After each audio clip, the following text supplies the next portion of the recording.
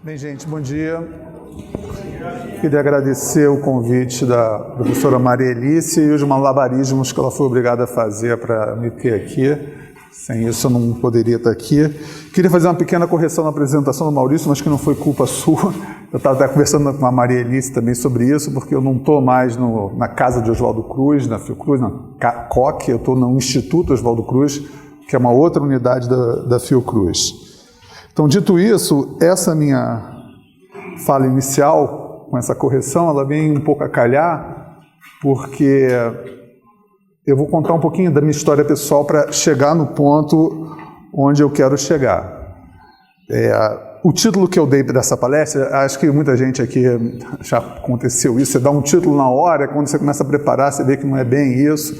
Embora eu vá falar de determinantes evolutivos da doença, eu vou tentar me focar um pouco numa nova ciência que começou a emergir, no meu modo de ver, no início dos anos de 80, mas se consolidou a partir de 1991, chamada medicina evolutiva ou darwiniana. E eu já tinha alguma leitura sobre ela, sobre essa maneira de tentar olhar a saúde humana. E dito isso, assim, eu tenho que dizer que eu sou concursado por uma instituição, que é a Fiocruz, acho que todo mundo conhece aqui, que é uma instituição dedicada à saúde.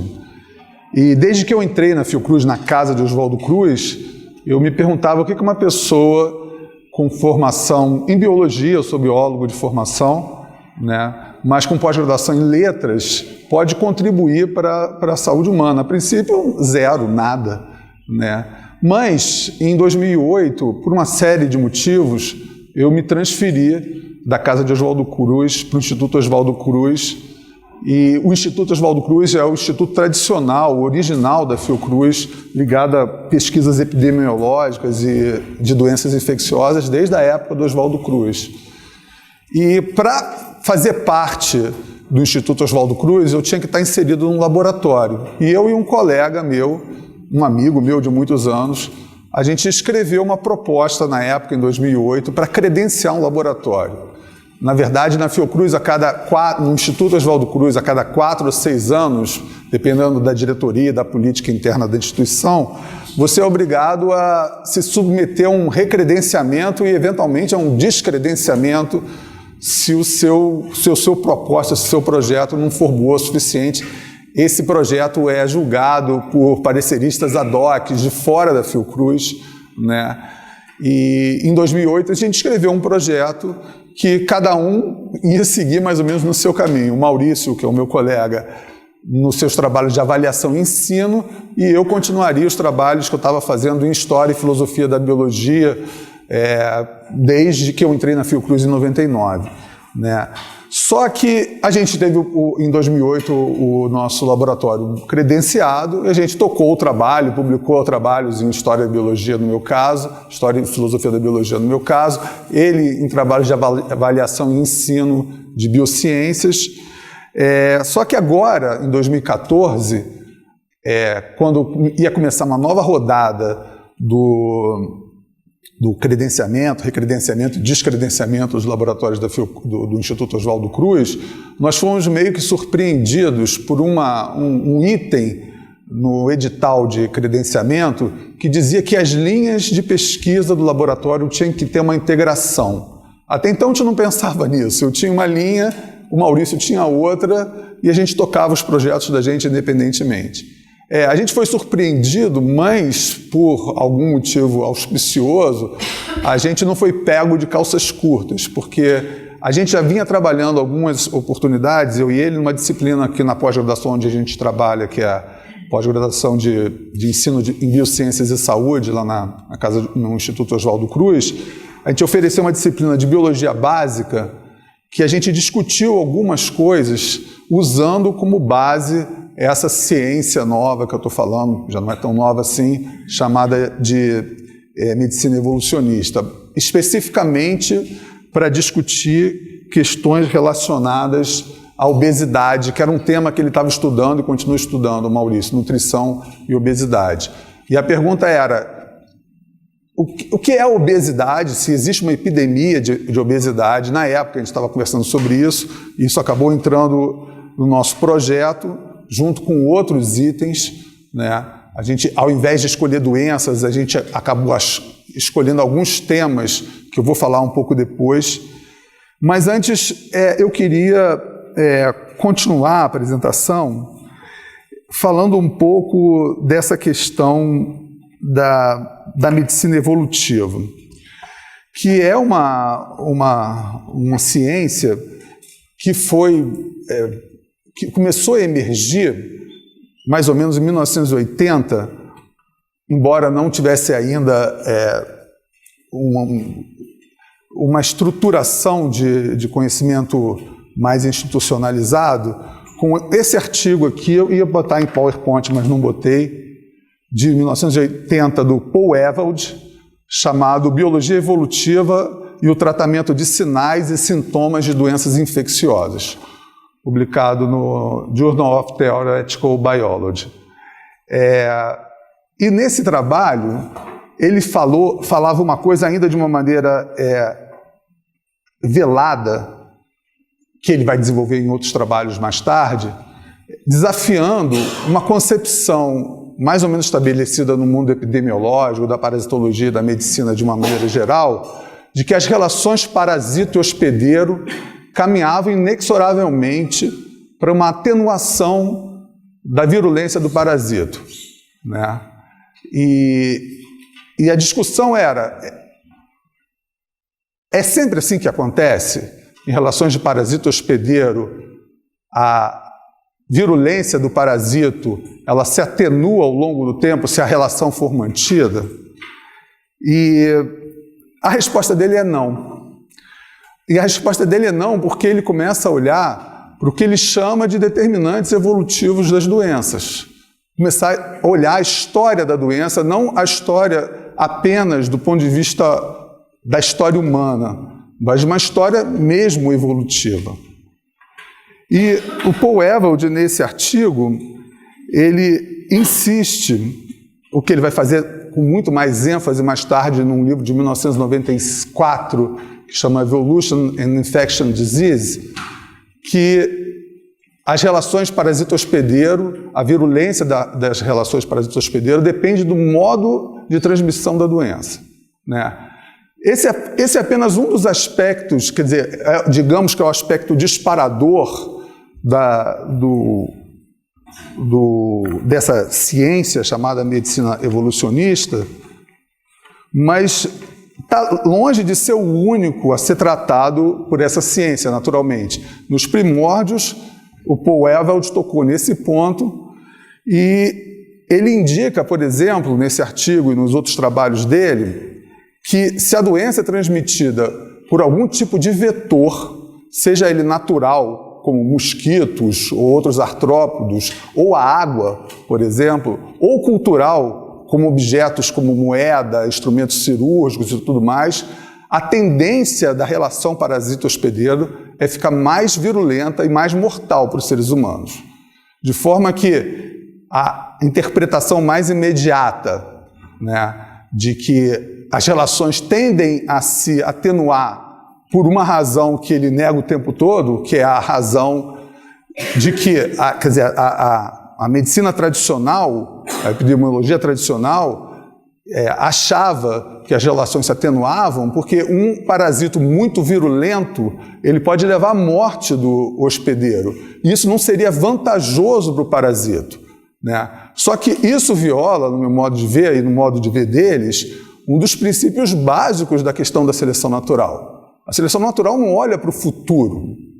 Ela não é, a seleção natural, como os biólogos costumam dizer, é cega e oportunista, né? Então, em casos, e esse é o ponto do Ewald, nesse artigo e em outros trabalhos, em que a reprodução do parasito e a transmissão do parasito não depende do bem-estar ou de um relativo bem-estar do hospedeiro, o parasito pode matar o hospedeiro, né? Isso pode ser, não matar em si pode ser vantajoso, mas pode não ter ônus nenhum sobre a reprodução do parasito. Quando, por exemplo, nos casos de cólera, uma pessoa doente defeca na água, né, e os vibriões são carregados pela água, a transmissão não depende mais do hospedeiro. E nesse caso, em todos os casos de cólera que são transmitidos dessa forma, o que se vê é uma tendência a aumentar a virulência. E mais ainda, em casos que você tem tratamento de água, e essa é uma questão evolutiva importante, tratamento de água, impedir as pessoas de defecarem na água, que elas depois, inclusive, vão beber, o que acontece não é um desaparecimento do vibrião, mas o aparecimento de formas mais brandas do vibrião, né? Então, esse é o ponto disparador do artigo dele, e ele fala bem na introdução do artigo que quando vistas de uma perspectiva evolucionista, a manifestação das doenças infecciosas, as manifestações, no caso, como diz o título aqui, os sintomas e os sinais das doenças infecciosas podem ser classificadas de três formas, como adaptações do hospedeiro para contra-atacar o mal causado pela doença, dos aspectos da doença. A adaptação do patógeno, do parasito, para manipular o hospedeiro, ou efeitos colaterais que não beneficiam nenhum nem outro, né? Então, esse é o trabalho disparador da medicina evolutiva, que o Ewald publica alguns outros trabalhos na década de 80, e em 1991 o Randolph Ness, que é um psiquiatra, e o George Williams, que é um biólogo evolutivo importantíssimo, publicam um artigo chamado The Dawn of Evolutionary Medicine, ou Darwinian Medicine, não me lembro agora exatamente o nome. E esse artigo é considerado o alvorecer da medicina evolutiva. Mais tarde, em 94, um pouco mais tarde, eles expandem o trabalho. A Carol estava discutindo agora, há poucos minutos atrás, a oposição entre artigo científico e livro. Acho que também isso cabe para esse trabalho aqui e para outros nesse campo. O Ness e o Williams publicam esse livro, Por que Adoecemos? A Nova Ciência da Medicina Darwinista. Estou vendendo ali fora baratinho. É brincadeira. É só para descontrair um pouco, mas em que eles desenvolvem várias situações em que um olhar evolutivo para as causas distantes das doenças pode beneficiar os médicos, né? Eu imagino, tem algum médico aqui? Sorte minha, né? Mas eu estou num instituto, mais do que numa instituição, em que a pós-graduação onde eu trabalho chama pós-graduação em Ensino em Biociências e Saúde, mas do lado, dentro do Instituto Oswaldo Cruz, eu já dei aula nessas outras pós-graduações, tem uma pós-graduação de Biologia Parasitária, tem uma pós-graduação de Medicina Tropical, tem uma pós-graduação de Biologia Celular e Molecular, né? E nesse ambiente tem médicos e também tem biólogos que trabalham com as relações parasito-hospedeiro e outras doenças, né?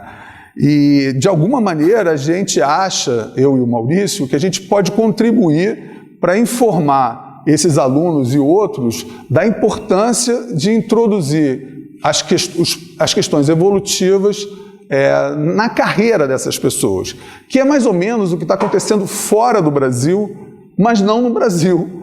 Isso é uma coisa, não é tão curioso assim, na verdade, mas é o que está acontecendo. Então, sim, eu fiz uma pesquisa rápida no Google Scholar, procurando por medicina evolutiva no Brasil e fora do Brasil. Então, eu escolhi algumas palavras-chave. Isso aqui ainda é muito informal, eu provavelmente vou aprofundar essa pesquisa, até baseado no outro artigo que eu li agora há pouco tempo, que o cara faz uma pesquisa bibliométrica justamente sobre a medicina evolutiva, mas usando outros mecanismos de busca, né? Mas a questão da medicina evolutiva, ela tem uma questão de tradução, né? Ela pode ser chamada em português de medicina evolutiva, ou medicina evolucionária, ou medicina darwinista, darwiniana, evolucionista, né? E esses termos, evolutiva, darwinista, darwiniana, evolucionista, eles valem tanto para... Se você botar no Google Scholar, você vai encontrar tanto referências brasileiras como portuguesas e também espanholas, quer dizer, de língua espanhola. Vai vir tudo junto. Se você botar lá medicina evolutiva, você vai encontrar isso tudo junto, porque medicina evolutiva em espanhol e medicina evolutiva igual aqui, né? Então, os resultados que a gente pode ter usando medicina evolutiva, evolucionista, darwiniana e evolucionária estão superestimados aqui nessa conta que eu vou fazer. Eu usei isso entre aspas, porque sem aspas fica muito genérico demais. Então, para vocês terem uma ideia, se eu colocar medicina evolutiva sem aspas no Google Scholar, eu encontro 63 mil entradas, né? Se você botar com aspas, isso cai para 107, né? Agora, se a gente fizer uma comparação de com aspas, né, no Brasil e fora do Brasil, a gente vai encontrar a seguinte coisa: medicina evolutiva, esses 5 nomes, né, esses 5 títulos, a gente encontra 389 publicações entre 2011 e 2015 no Brasil, né? Brasil, Portugal e Espanha. Quando eu falo publicações aqui, estão incluídos livros, artigos, alguns resumos e muitas repetições, né? Não quer dizer que são 389 trabalhos diferentes, é muito menos do que isso, né? Alguns trabalhos aparecem 10 vezes nessa estimativa. Se você colocar em inglês, né, Evolutionary Medicine ou Darwinian Medicine, você encontra 8.030, com aspas, 8.030 entradas, né? O que mostra, mais ou menos, que a comunidade brasileira e também de língua portuguesa, grosso modo, não tem ainda uma atenção para o que está acontecendo na comunidade científica internacional, né? Eu ia falar uma coisa ligada a isso, que se eu não falar agora eu vou me perder, mas eu já me perdi.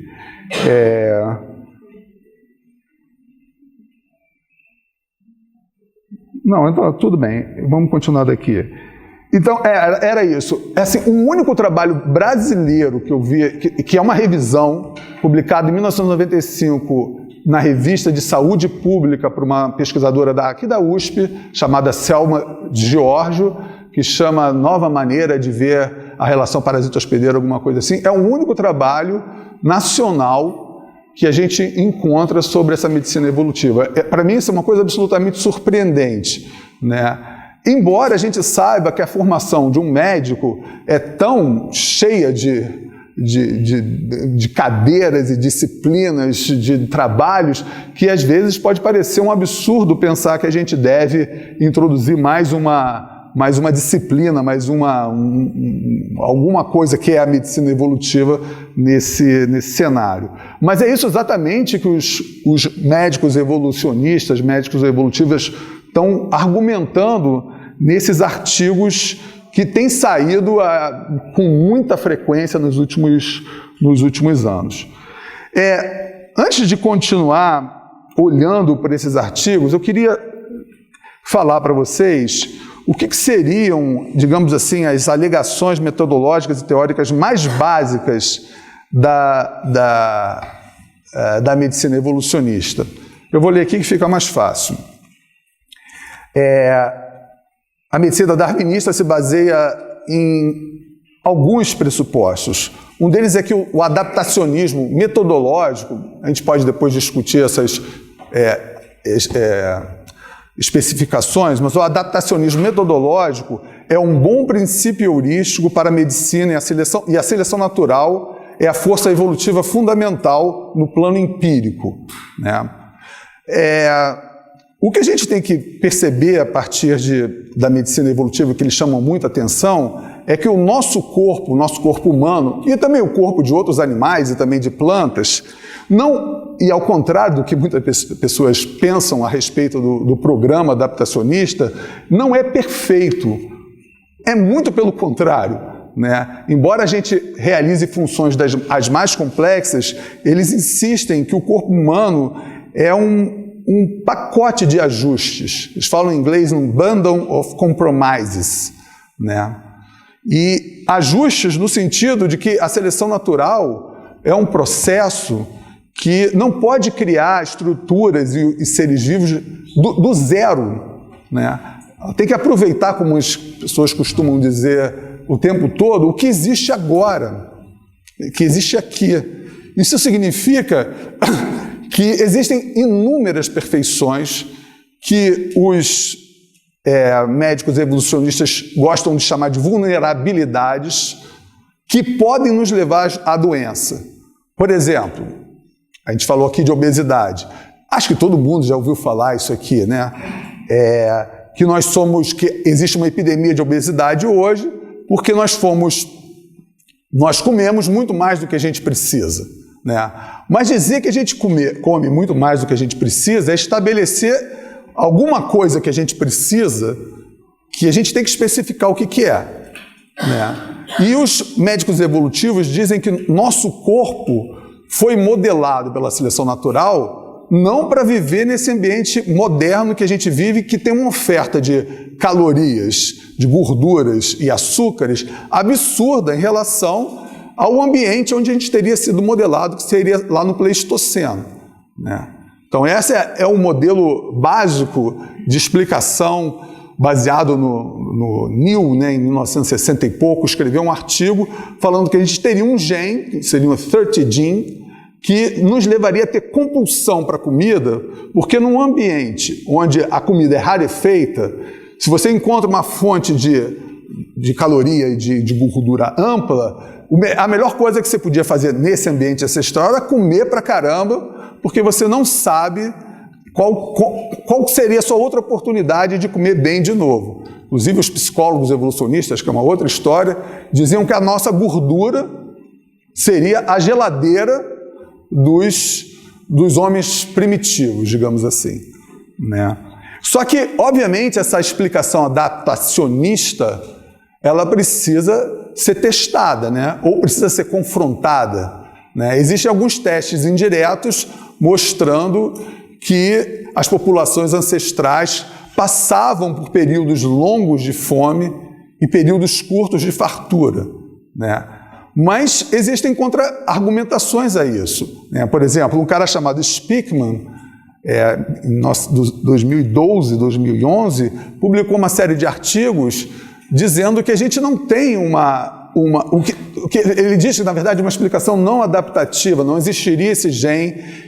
O que aconteceu é que na história humana nós fomos eliminando os nossos predadores. Um animal humano muito gordo no passado não sobreviveria a um ataque de um predador por falta de agilidade. O argumento é muito mais elaborado do que esse, mas de qualquer maneira vai um pouco nesse caminho. E o fato da gente ter eliminado os predadores permitiu que a gente passe de um nível de relação massa corporal, gordura, que nos levou a essa suposta epidemia de obesidade. Mas eu estava falando aqui dos pontos sobre os quais os médicos evolucionistas se apoiam, e eu falei primeiro do adaptacionismo, e eu vou falar dos outros.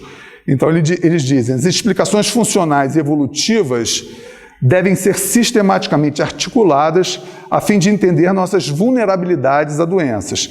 E esse é um ponto muito importante num livro como esse, porque eles estão dizendo, bom, os médicos em geral estão preocupados em, obviamente, diminuir o sofrimento das pessoas, a condição número 1 de ser médico, a cláusula de ouro dos médicos, né? E eles não estão dizendo, os médicos evolucionistas, que a gente deve substituir a medicina atual por uma medicina evolucionista. O que eles estão querendo dizer é que a gente deve juntar, os médicos deveriam juntar as explicações por causas imediatas da medicina tradicional com a explicação por causas distantes da proposta da medicina evolutiva, né? Isso porque alguns críticos insistem que os médicos evolutivos estão querendo substituir uma medicina por outra, ignorando as causas imediatas das doenças. Mas os médicos evolucionistas estão dizendo sim que em alguns casos os sintomas e sinais daquilo que a gente chama doença não são ruins. Por exemplo, febre, são os 3 exemplos clássicos que eles falam: febre, tosse, diarreia, né?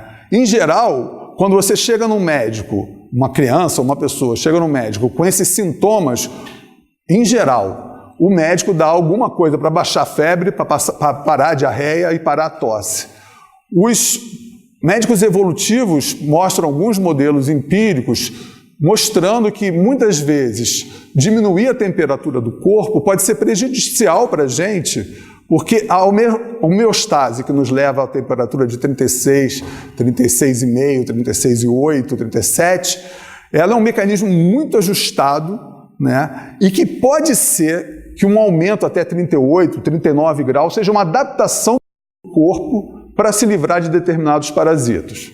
Então, se você abaixa a temperatura, você está favorecendo o parasito, né? Muitas vezes eles também dizem que aumento da temperatura do corpo é uma manipulação do parasito para a temperatura do corpo estar numa situação melhor para o parasito se reproduzir. A questão é decidir se um determinado sinal é uma adaptação do corpo, como a tosse, para se liberar de algum agente patogênico, ou é uma manipulação do parasito para tirar mais vantagens do nosso corpo. Ou, como o Paul Ehrlich fala, não é uma coisa nem outra, no sentido de não conferir vantagem para nenhum dos dois. A questão é como é que a gente monta esse quadro e como é que o médico vai agir, principalmente no caso da discussão do porquê adoecemos, na clínica, né?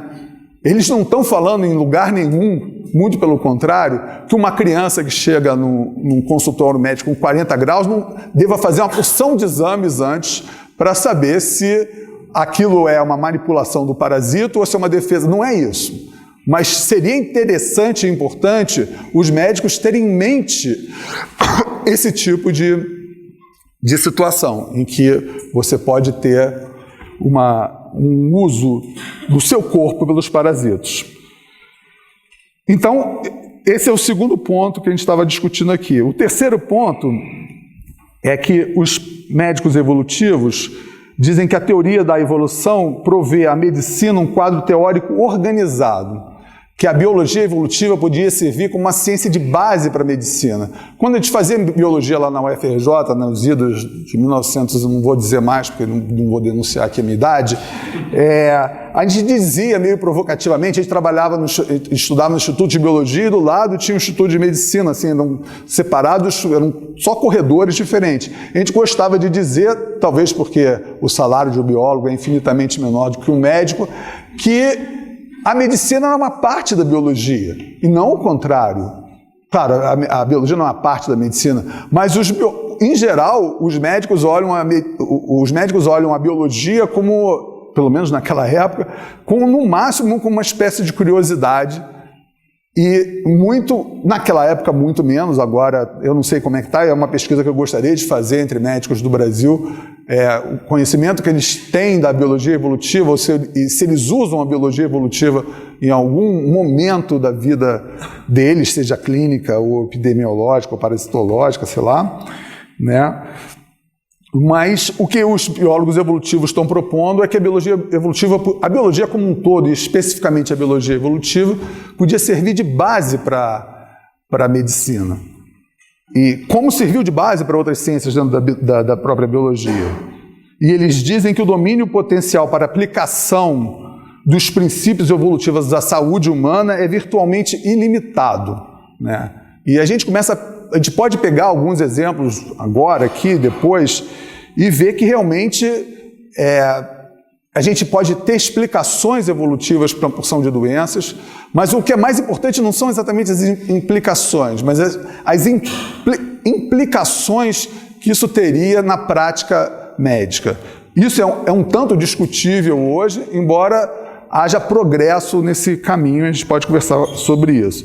O quarto ponto, já está implicitamente, a gente já falou sobre isso, seria que os princípios evolutivos são aplicados do ponto de vista do Pleistoceno, no sentido de que nosso corpo foi modelado num ambiente ancestral. Há algumas críticas dizendo que a gente não sabe como foi o ambiente ancestral, mas eu acho que os antropólogos dão uma boa, antropologia física e outras ciências, dão uma boa ideia de como deve ter sido, inclusive a antropologia comparada hoje em dia pode dar uma boa ideia de como seria nosso ambiente antes da entrada dessas formas de socialização que a gente vive hoje em dia e que datam talvez da era da Revolução Agrícola, na verdade começou ali, né? E essa questão fundamental que está ligada a essa questão do adaptacionismo e do ambiente ancestral, que os nossos corpos hoje são geralmente mal adaptados ao ambiente moderno, que eles chamam a hipótese do mismatch, né? Então são esses os pontos sobre os quais a psicologia, a medicina evolutiva se apoia, né? E deixa eu ver para onde eu vou. E aí a gente tem uma série de trabalhos publicados sobre o tema, e basicamente houve o lançamento de 2 revistas agora em 2011 e 2013, uma delas chama, deixa eu ver aqui, deixa eu achar, chama Journal of Evolutionary Medicine, que começou em 2012, né? Uma revista devotada exclusivamente a trabalhos médicos usando a base da psicologia evolucionista. Uma outra revista, ver se eu acho aqui, me perdido aqui nas minhas coisas. Bom, daqui a pouco eu vou achar. Será esse? Também não. Bom, daqui a pouco hoje. Tem uma outra revista que eu não estou achando aqui agora. Não tem aqui, eu anotei aqui, em algum lugar. Evolution Medicine and Public Health, também de 2012. Além de um site, aí não é uma revista, mas é um site, mas que discute de uma maneira mais profunda as questões da medicina evolutiva, que chama The Evolution and Medicine Review, né?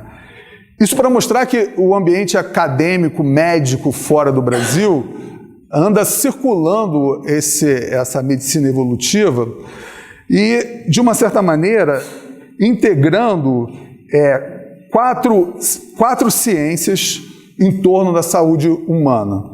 A biologia evolutiva, né? A microbiologia, né? De uma certa forma, a medicina evolutiva nasce de observações de dentro da relação parasita-hospedeiro, portanto, da microbiologia, a genética e a antropologia de uma maneira geral. Essas 4 disciplinas, vistas também sempre de um ponto de vista evolutivo, a antropologia evolutiva, a microbiologia evolutiva, a genética evolutiva e as ramificações dessas ciências, estão começando a olhar para o corpo humano, para as doenças que afligem a humanidade de uma maneira geral, de perspectivas evolucionistas, né? Eu falei aqui que a gente lá no laboratório, a gente escolheu alguns pontos de discussão para essa nossa nova rodada de 6 anos de vida, depois eu não sei o que vai acontecer, e a gente falou aqui na verdade a gente escolheu 3 temas. Um era a própria relação parasita-hospedeiro, outra era a questão da obesidade e outra era os pontos do microbioma. Eu vou ler aqui para vocês um pouco o que a gente colocou no projeto e a gente depois pode discutir algumas coisas, eu posso também fazer um comentário mais ou menos ligado aqui. A gente escreveu o seguinte: o caráter epidêmico ou mesmo pandêmico da obesidade e seus impactos sobre a saúde pública são reconhecidos pela Organização Mundial de Saúde em 2004, apesar de controvérsias quanto ao uso do termo epidemia e a própria natureza epidêmica do fenômeno permanecerem vivas. Aí ele diz, nós dizemos, né, um dos possíveis componentes do caráter epidêmico da obesidade é uma hipótese do tipo mismatch, né, o fato de que a gente teria sido modelado para viver num ambiente ancestral. Proposta originalmente por Neal em 1962 e revista e rediscutida desde então. Segundo essa hipótese, mudanças sociais e ambientais na alimentação e no gasto energético humano teriam se processado em um ritmo rápido demais para ser acompanhado por mudanças genéticas adaptativas. Essas transições causaram transformações intensas na composição da dieta humana, caracterizadas pelo aumento nas proporções e alterações na composição dos carboidratos e gorduras, como a gente falou, resultando em uma dieta composta essencialmente de alimentos muito calóricos e o aumento do sedentarismo. De acordo com as linhas gerais dessa hipótese, Power, em 2009, sugeriu que maior parte dos casos atuais de obesidade poderiam ser incluídos na categoria de obesidade ambiental. Essa explicação enfrenta hipóteses concorrentes, como a de Speakman, que é essa que a gente falou aqui da eliminação dos predadores. Eu queria chamar a atenção para uma coisa que eu não falei até agora.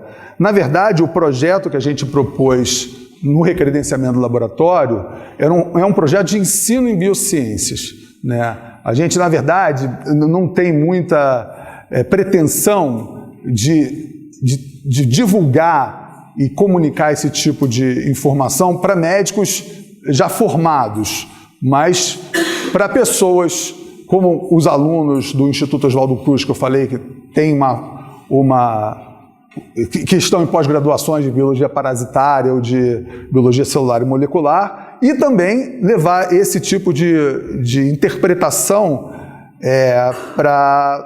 para o ensino médio e para a graduação. Então, na verdade, o projeto que a gente desenvolveu e vai continuar desenvolvendo tem a ver bastante com a divulgação dessas ideias e não com a ideia de que a gente pode, de uma maneira quixotesca, tentar transformar o meio médico brasileiro, que seria meio risível tentar fazer isso a essa altura. Então, a gente diz aqui, tanto o caráter epidêmico da obesidade quanto as explicações evolutivas ecológicas de sua origem são objetos de controvérsias acadêmicas. E espera-se que a proximidade do tema com a vida cotidiana dos diversos aprendizes favoreça o aprendizado. Então, o segundo tema é a relação parasita-hospedeiro, tal como é compreendido de uma perspectiva evolucionista nos trabalhos de Nash Williams, Paul Ewald, Stearns, Perman, que é um autor que publicou um livro de Medicina e Evolução em 2013, né? Pouca dessa literatura chegou ao Brasil. Além desse livro, provavelmente, se eu não me engano, tem um outro livro, publicado mais recentemente em 2011, se eu não me engano, 12, chamado A Sobrevivência dos Mais Doentes, né?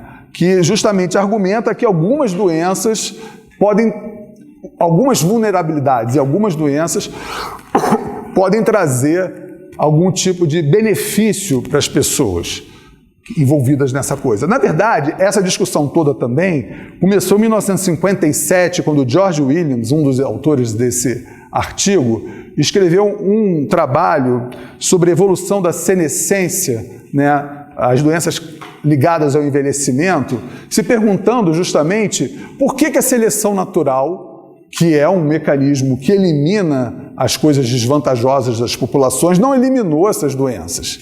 E o argumento dele, que é seguido até hoje por muita gente, é que os genes, e os biólogos geneticistas e evolutivos sabem muito bem disso, têm efeitos pleiotrópicos. Tem mais de um efeito, podem ter mais de um efeito. Então se argumenta e se demonstra em alguns casos que genes, por exemplo, ligados ao desenvolvimento comum de um embrião e de uma criança, quando liberado em determinada circunstância, isso pode causar câncer, né? Isso é uma coisa muito comum na literatura. Aparece muito na literatura, de que genes que são essenciais durante o desenvolvimento, em outras fases da vida, podem ter efeitos nefastos ou mesmo deletérios, né? Então, a gente estava falando do segundo ponto aqui, né? Então, a perspectiva evolucionista leva em conta as pressões seletivas exercidas no nível fundamental que a seleção natural atua, no meu modo de ver, de uma maneira correta, são os genes. É essencial ter em mente as vias de transmissão dos parasitos, se dependem de um contato direto entre os hospedeiros, ou se os parasitas são transmitidos por vetores naturais, como a gente falou aqui, água, mosquito, artrópodos, ou culturais, como seringas, luvas, objetos humanos, sobretudo os objetos mais lisos, que eles chamam de fomites, ou fomitos, né? Como essas cadeiras, corrimão de ônibus, moedas. Na verdade, moedas são objetos que carregam melhor os parasitos, para proveito dos parasitos e não nosso, do que, por exemplo, cédulas. O papel tem uma trama, um tecido, em que, em geral, micro-organismos ficam presos nesses tecidos e dificulta a passagem para outras pessoas, outros hospedeiros. Mas objetos mais lisos, que são chamados de fomitos, são mais aptos a esse tipo de transmissão. Então, a gente disse que, acompanhando a literatura, que no caso de doenças transmitidas por vetores, a lógica da virulência atenuada pode ser pervertida por ação desses vetores, o que eventualmente implica no aumento da virulência, cujo custo de matar os hospedeiros é sobrepujado pela alta replicação do parasito. E o terceiro ponto que a gente pegou e a gente pretende desenvolver eu vou ler aqui. No terceiro tema, se pretende destacar o caso do Clostridium difficile. Isso é uma história curiosa, porque esse meu colega, ele está infectado até hoje com essa bactéria, que é uma bactéria que vive normalmente no nosso trato digestivo. No entanto, por causa do uso de antibióticos, essa bactéria pode se proliferar. Isso está escrito aqui, eu devia estar lendo ao invés de falar, mas eu vou falar. Ela pode se proliferar, sobretudo em idosos, em hospitais, e nos Estados Unidos e na Inglaterra, isso tem causado um número de óbitos imenso, né? Na verdade, todo mundo sabe aqui dos perigos do uso de antibiótico, e o uso de antibióticos, os perigos associados a ele, levam em conta uma visagem evolucionista, né? Só que aqui no caso, uma coisa curiosa é que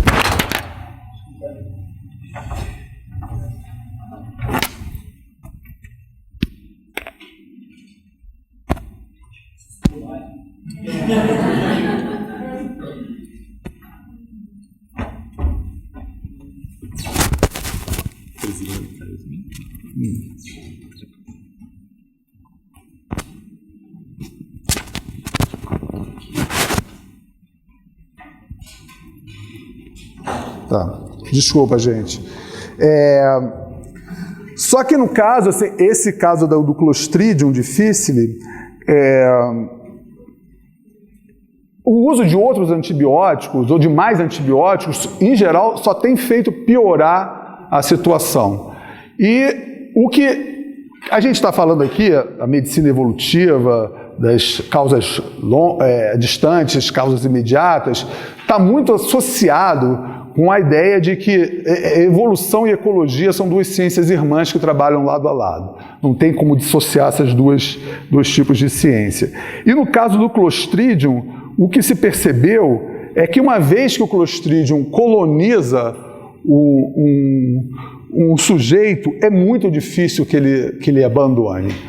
O que as pessoas têm feito nos Estados Unidos a partir de 2012, 2013, é uma coisa que vai parecer nojenta para vocês, e é uma coisa chamada transplante fecal.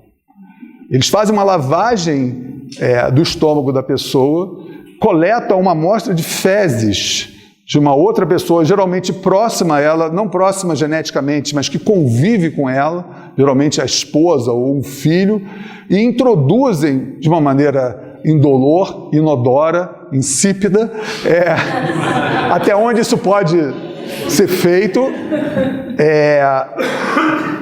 no sujeito que tem um problema. E em muitos casos, o índice de cura ou de melhora do sujeito afetado pelo Clostridium evolui positivamente de maneira absurda, né? Nos Estados Unidos, em 2013, 2014, estava sendo discutido se o transplante fecal, que pode ser feito como uma colonoscopia, que você pega um tubinho, enfia direto, ou as pessoas estavam criando pílulas, tentando descobrir os micro-organismos e tirar os dejetos, de fato, do material. Mas estava sendo discutido nos Estados Unidos em 2013, 2014, eu não me lembro, não sei como é que isso terminou, se o transplante fecal era uma terapia ou se era um medicamento, né? Isso tem toda uma implicação sobre a regulamentação desse procedimento, que eu não sei como é que foi o desfecho. Em breve eu vou ter que saber, que a gente vai ter que estudar mais isso, né? Então, mais ou menos, esse é o quadro que a gente se propôs a trabalhar nos próximos anos. Já arranjei até uma pessoa para trabalhar comigo, que é a Daniela, que está aqui, né? E tentar mergulhar um pouco nesse tipo de abordagem. Eu estou olhando aqui nas minhas anotações e lembrando que a importância epidemiológica de você olhar as doenças do ponto de vista evolutivo e principalmente os impactos do uso principalmente, mas não unicamente, mas o impacto de uso de antibiótico, não só na mudança do microbioma da gente. Na verdade, hoje se entende o microbioma, bom, todo biólogo sabe aquelas maravilhas da natureza, nós temos mais células exógenas que não são nossas do que as nossas próprias células. Então, dizem que, na verdade, metade do peso das fezes é de fungo, bactéria, vírus, o que é uma coisa absurda, né? E se entende o microbioma não como uma coisa nociva. Esses parasitos, esses micro-organismos, não são essencialmente parasitos. Inclusive, a categoria parasito é uma coisa que é um pouco móvel, né? Um animal, um micro-organismo, como o Clostridium, que vive tranquilamente dentro de cada um de nós aqui, eventualmente pode se tornar um parasito agressivo e muitas vezes fatal. Mas o microbioma em si tem sido olhado como um tecido humano, né? E isso é uma coisa importante. E é para esse tipo de conceituação, não dá para falar da medicina evolutiva como um todo, dada as ramificações que ela tomou, e talvez eu deva concluir justamente fazendo essa pergunta que todo mundo acaba fazendo, quando comentando com o André lá atrás sobre esse tema, e ele falou, mas isso tem alguma implicação clínica? Isso, na verdade, é uma pergunta para os clínicos, né? Eu acho que um biólogo evolutivo como o Ness, o Williams, por exemplo, chama atenção, por exemplo, para essa questão da pleiotropia gênica, de genes que podem ser bons no início da vida e ruins no fim da vida. Talvez não tenha como contornar esse malefício que esses genes causam no fim da nossa, ou durante a fase mais tardia da nossa vida, mas conhecer esses processos talvez ajude a gente entender e, quiçá, contornar. No caso desses genes deletérios, talvez não tenha muita saída. Mas nessas relações parasito-hospedeiro, o próprio Paul Ewald, por exemplo, esteve envolvido em 1991, 92, com um surto de cólera no Peru, que foi muito bem sucedido com tratamento de água. O que pode parecer uma coisa trivial, né? Você trata a água, obviamente, as pessoas não fazem mais cocô na água, grosso modo é isso, ou você bota mosquiteiro nas casas e, do ponto de vista mais imediato, o que acontece é que os mosquitos não picam as pessoas, mas não é só isso. O fato de você tomar essas medidas faz com que as formas desses parasitos, nesse caso, a gente obriga eles a se tornarem mais benignos. E talvez nesses aspectos de uma domesticação dos parasitos, como o Paul Ewald gosta de dizer, é que no caso da relação parasito-hospedeiro, que a medicina evolutiva tem uma grande contribuição para dar. Eu penso na Fiocruz especificamente, que é uma instituição essencialmente e originalmente ligada às doenças infecciosas, né, causadas por parasitos. Eu acho que ela pode dar uma contribuição na formação desses novos cientistas e novos médicos. E, bom, vamos ver, a gente vai trabalhar nisso, como eu estava dizendo, eu estou apresentando mais um projeto, não tenho um resultado para apresentar agora aqui, eu estou mais apresentando a medicina evolutiva e o projeto que a gente acabou agora em 2015, de usar e ser recredenciado lá na Fiocruz. Eu acho que era isso, gente. Agradeço.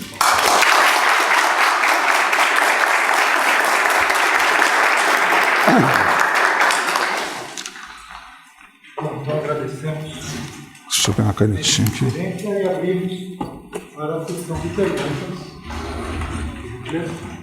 Olá, cara. Oi, deixa eu botar meu óculos aqui para poder te ver. Miopia é uma dessas doenças, provavelmente já existe um gene ligado à miopia que deve favorecer alguma coisa no início, enfim. Você vê, às vezes é difícil falar que a gente não é metista, que só é sério. Não, então, adorei sua palestra, é um tema que me interessa muito. Qual a sua formação? Eu sou biólogo, mas eu sou imunologista. Ah, legal. E até por isso a minha fala. Assim, que, na verdade, assim, imunologia a gente sabe, desde 1892, quando o Betinho escreveu o livro dele sobre as missões sobre inflamação comparada, ele já sugeria, ele era muito fã de Darwin, aplicou todo o darwinismo no livro dele, que deveria se estudar a evolução, junto com os mecanismos de doença. Naquela época ele já propunha que, nas palavras daquele tempo, havia uma luta entre o homem e os seus parasitas e que isso, quem ganhava a luta do dia a dia se dava bem. Então você teria doenças que você perdeu a luta. Além disso, principalmente na área de imunologia, você já tem trabalho há muito tempo sobre aspectos evolutivos. Imunologia. Em 1950, Medavaja criava a teoria de higiene, falando que a gente tem sofrido uma mudança de doenças, saindo de doenças que eram praticamente infecto-parasitárias para autoimunes e câncer, devido à mudança do nosso estilo de vida. Claramente a influência do ambiente e da evolução sobre o homem. E, se eu não estou certo, você me coloca que em 1980 é que começa a falar de medicina evolutiva. E a minha pergunta mais ou menos é, quando você está se referindo à medicina evolutiva, você está se restringindo aos aspectos da medicina clínica. Já que, assim, no campo da pesquisa médica, a evolução está permeada nos estudos há muito tempo. Qual é o seu nome? Renato. Eu queria saber se é isso. Não é isso. A imunologia, eu não conheço a história da imunologia para te responder com precisão, vou aceitar o que você está falando. E a imunologia tem toda aquela questão da seleção clonal, dos usos da seleção, mas a medicina não é só a medicina clínica, a epidemiologia, a parasitologia, que começaram a olhar para a evolução, mas isso não foi antes. Bom, o artigo do Ness, do Williams, é de 57. Tem um artigo do John Tooby, de 82, sobre também relação parasito com hospedeiro. Mas uma tentativa de tornar a medicina programaticamente informada pela evolução é uma proposta relativamente recente. Eu não sei como é que é entrando, a questão é como é que a evolução entra na formação dos médicos, quando ela começa a entrar e se ela entra.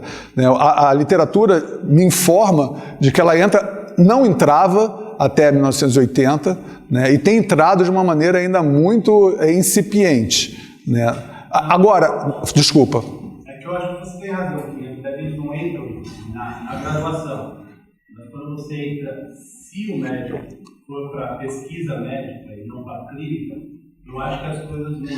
Por exemplo, quando você pega a parasitologia, o exemplo mais clássico que tem é justamente do gênero do plasmódio, o causador da malária. Esse é o exemplo clássico. Desde 1958, 57. Não, malária sim, mas essa seleção balanceada de que quem tem malária... Você fala com os malariólogos, as pessoas que fazem malária, eles já assumem que não é cura. Na verdade, vai haver uma evolução um pouco de estabilidade entre o homem e o parasita. Você fala com algumas pessoas de AIDS também, antecipam essa história que não haverá cura. Haverá uma estabilização entre as espécies e um aprendizado de convivência. Isso não... Na graduação, eu concordo com você, mas quando mesmo o médico vai para a pesquisa, eu acho que lá você já encontra o ponto mais fácil. Eu acho que tem algumas coisas importantes no que você está falando, mas no ponto de vista eu vou discordar de algumas coisas, no sentido de que e aí entram aspectos técnicos, eu não sou nem capaz de dizer agora aqui, mas a questão é que apenas a partir da meados da década de 60 é que se começa a olhar os genes também como um produto de seleção natural, os genes como estruturas adaptadas, né? Então, assim, a medicina evolutiva ela é informada, pelo menos com esse rótulo, por essa revolução, né? Então, talvez o trabalho...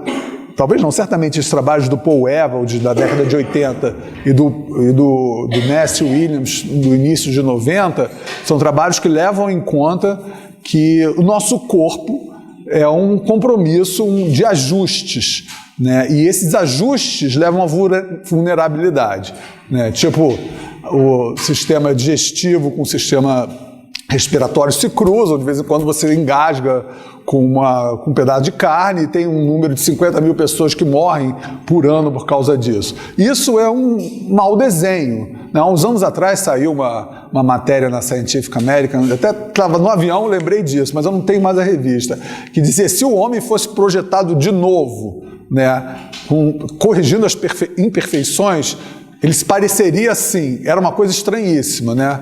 É uma coluna vertebral diferente, o joelho é diferente. Bom, a estrutura toda seria pensada em termos de uma finalidade ótima, que é uma coisa que a seleção natural não consegue fazer nunca, porque, na verdade, embora muitos dos nossos sistemas pareçam perfeitos, como o ambiente muda, o que parecia perfeito num determinado ambiente deixa de ser em outro, né? E mesmo assim, essa ideia de otimização pela seleção natural é uma ideia que, pelo menos para alguns biólogos, sempre pareceu estranha, né?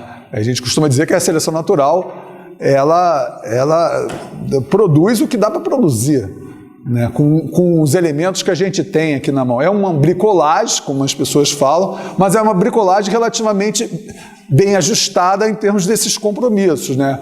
O Cuvier já falava lá no século XIX, no início do século XIX, em coadaptação, no sentido que você não pode ter uma parte do corpo se desenvolvendo sem que as outras partes se desenvolvam também. O argumento anti-evolucionista dele estava baseado nesse tipo de impedimento de... Então, voltando, então a medicina evolucionista, eu não sei como é que trabalhavam os imunologistas nesse campo, então está muito ligado a esse conceito de adaptação, mal-adaptação, seleção natural, para o contexto das vulnerabilidades humanas, né? Deixa eu me organizar, tem muita gente querendo falar, que depois, acho que não vai mais dar tempo, tá? Vamos encerrar depois. Oi. Foi interessante pegar dois pontos da sua apresentação, uma em relação à intenção de trabalhar isso com os novos estudantes de medicina, não os que já estão, e também a quantidade de estudos feitos, né, aqui no Brasil que muito incipiente. Não é nem estudo, é mais referências, né? Estudo não tem nada. Então, eu queria saber se, em relação ao currículo, por exemplo, dos cursos de medicina, se você viu alguma coisa sobre isso, e até uma discussão que está ocorrendo atualmente no Brasil, por conta da quantidade de médicos que nós temos. Nós temos até 2014, se não me engano, 294, 295 mil médicos, e segundo a OMS, nós precisaríamos aqui para atender um mínimo, né, de qualidade, pelo menos 600 mil. A gente estaria na metade, aproximadamente, não sei se é isso, e a formação, o tipo de formação, o currículo, né, a formação, vou dizer de uma forma popular, os médicos que são formados para atender a população geral de uma forma mais paliativa do que talvez atendimento humanístico, que seria, do seu ponto de vista, seria o ideal.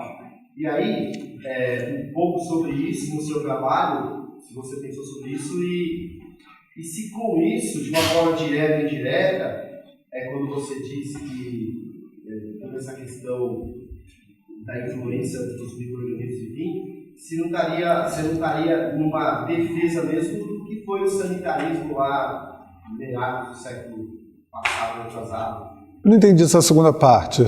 Por exemplo, quando você diz que você comentou lá no final em relação à higienização mesmo, a questão da higiene como de infecção, né, que foi lá talvez um princípio lá na época do sanitarismo. Isso não seria voltar às bases? Eu vou começar por essa. Eu acho que não. Eu acho que são princípios muito diferentes, embora converjam nesse ponto de uma higienização do ambiente, ou pelo menos cuidados de higiene. Eu me lembro um tempo atrás que eu escutei uma entrevista de um médico na televisão, ele dizia: infelizmente eu vou ter que usar essa expressão, o problema da população brasileira é que a gente continua comendo merda. As pessoas não lavam as mãos, e isso não tem nada a ver com a medicina evolutiva, né? tem a ver a ideia de que se você passa a lavar as mãos ou você passa a não jogar detritos nos rios e tudo mais, você vai favorecer o desenvolvimento de micro-organismos menos agressivos para a gente, né? Então, acho que são princípios bastante diferentes.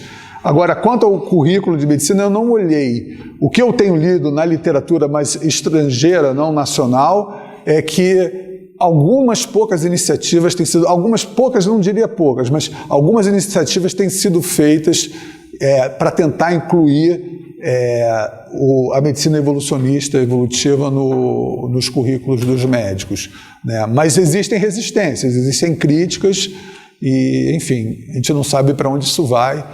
Embora, assim, existem também alguns historiadores já trabalhando sobre isso, sobre a tentativa de institucionalização da medicina evolutiva. Então, tem um italiano chamado Fabio Zampieri. Na verdade, a maravilha da internet é que você encontra muitas coisas na internet, não encontra tudo, mas encontra livros, encontra artigos, divulgando e informando e também mostrando os trabalhos mais estritamente científicos sobre o campo. Eu acho que isso está tendo um impacto sobre a medicina internacional, digamos assim, mas isso infelizmente não chegou aqui ainda. Oi. Sou Denise e, na verdade, a minha questão, um pouco sobre algo do programa, uma questão específica, sobre o que você falou do corpo como um mismatch, né? O conceito que você trouxe, o corpo não estaria adaptado ao ambiente moderno. É isso. Então, eu não sei, eu queria entender um pouco melhor que ideia de corpo que vocês estão trabalhando, porque em algum momento, eu vi o seu resumo que está nos anais, é um momento quando vocês trabalham com a ideia de integrar também os determinantes sociais da doença, e ao mesmo tempo me parece que isso não cabe no que você apresenta. Então, uma ideia de corpo não encaixa com os determinantes sociais se for pensar na medicina evolutiva, né? Não parece que vocês estão considerando que o corpo tenha passado, parece que traz um olhar sobre o corpo estritamente biológico, né? Numa relação com o ambiente também biológico, e ignora historicamente as mudanças que ocorreram nas sociedades, dos indivíduos, sobre a forma do corpo, né? O corpo na sociedade.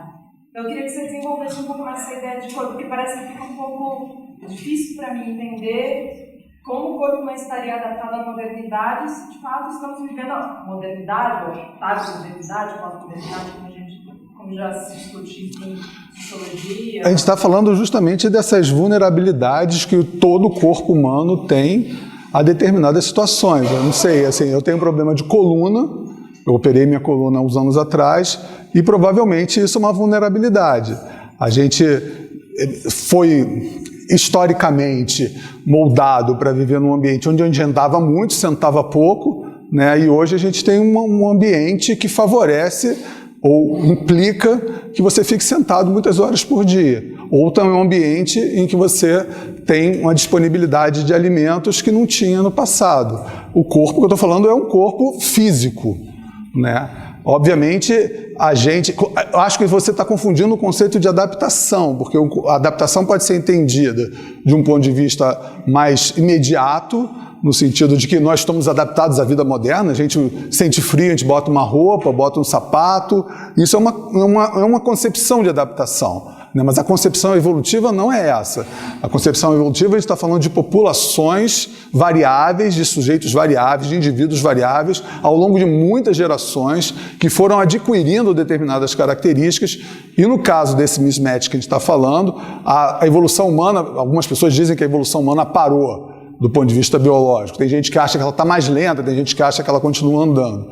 Mas, de qualquer maneira, parece que o nosso corpo foi moldado para viver num ambiente mais selvagem do que a gente vive agora, né? Do ponto de vista evolutivo, do ponto de vista populacional, né? Na medida em que está colocado aí em algum lugar, na medida em que o ambiente foi amplamente modificado pelo ser humano. Essa relação desse corpo que foi moldado por uma circunstância para esse novo ambiente tem uma série de implicações. Quando eu falei do microbioma, por exemplo, dos antibióticos, parece que a asma está associado com... asma infantil está associado com o uso de antibiótico, né? Na verdade, qualquer coisa que a gente, quando ingere um antibiótico, a gente está mudando o nosso ambiente, né? O ambiente, pelo menos do ponto de vista da biologia evolutiva, da ecologia evolutiva, na verdade, tudo que está fora da gente. E tudo, ou, na verdade, o ambiente também está dentro da gente. Esse microbioma é um ambiente em si, né? Muito complexo, né? Então, assim, essas formas que a gente introduziu de mudança e que continuam mudando, né? A gente não teve, que é o que os biólogos costumam dizer, nós costumamos dizer, ainda não houve tempo e talvez nunca haja, porque as pressões, as mudanças ambientais que a gente está fazendo são recorrentes e vão para direções as mais diferentes possíveis, de você conseguir fazer que uma população humana, num futuro, sei lá, muito longínquo, tenha um corpo mais... tenha estruturas, se você preferir, mais aptas a não desenvolver determinadas vulnerabilidades e doenças. Mas desse ponto de vista, então, como lidar com a obesidade hoje? Não sei, eu não sei. Quer dizer, uma oferta menos obscena de carboidratos e gorduras pelos meios de comunicação, por exemplo, é uma tentativa, né? Na verdade, a gente vive num mundo capitalista que vale tudo, né? Quer dizer, vale tudo dentro de determinadas normas, não vale dar um tiro em um aqui, isso não é aceito. Mas vender comida que mata as pessoas, no final das contas, cigarro e outras coisas, produzir bilhões de carros por ano que poluem o planeta, isso pode, né? E a gente não pode mexer nesse ambiente, quer dizer, individualmente. Isso é uma luta política, né? Então, assim, infelizmente, a gente tem essas restrições. Acho que uma maneira de enfrentar a obesidade é comer melhor, é fazer mais ginástica. Isso é mudar o ambiente. Pelo menos para nós biólogos, para mim, pelo menos, isso é uma mudança ambiental. Não é uma mudança genética. Quando você come diferente ou passa a fazer exercício, isso não mexe com o seu genoma, mas mexe com o seu corpo como um todo, e isso é uma mudança ambiental. Eu não sei, eu tenho 3 perguntas e 1 minuto. O que eu faço? Não tem. Oi? Acabou o tempo? Vocês desculpem. Se puderem conversar com a pessoa. Eu abriria a exceção, mas eu não decido sobre isso. A mesa redonda. A mesa redonda depois do almoço será aqui, tá? 1h30. É 1h30? 1h30. Parabéns. Obrigado.